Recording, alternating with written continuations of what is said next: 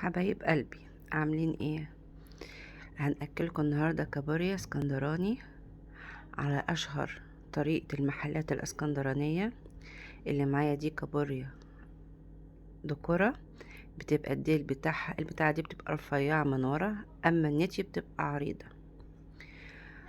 عايزة اقول لكم احلى كابوريا هتاكلوها في حياتكم، بعشقها. مش عارفة اقول لكم جمالها وطعامتها عاملة ايه.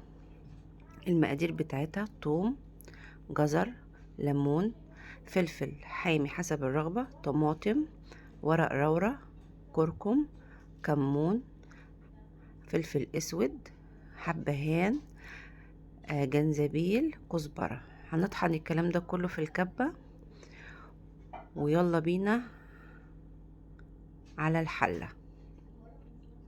عايزة اقول لكم مش هتلاقوا اطعم من كده، عايزة اقول لكم الريحة نفسها تهبل.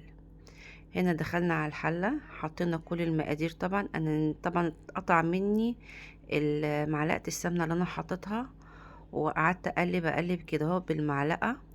طبعا الرجولة هتتكسر منك، مش مشكلة طبعا، ما انتي هتاكليها وهتعمل يعني شوربة جميلة مش اكتر. تفضلي تقلبي كده فيها. بس عايزة اقولك شوربة جبارة. ونحط البهارات طبعا بتاعتنا.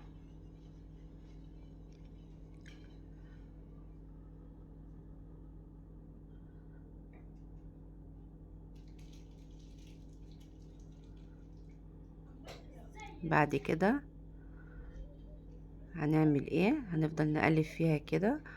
هننزل عليها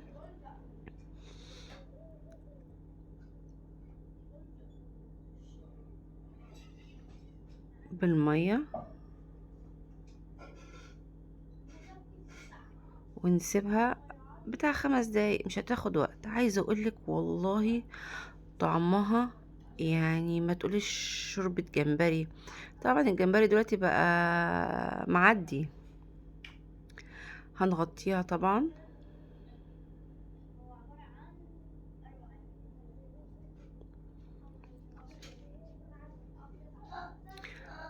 ودي شكلها النهائي بتاعها. شفتي صافية وجميلة. عايزة اقولك الاولاد عندي بيعشقوها. وطبعا بقى المصمصة والجمال بقى، ومليانة لحمة. عايزة اقولك جميلة وبالصحة والهنا على قلبك. يا رب تعجبك.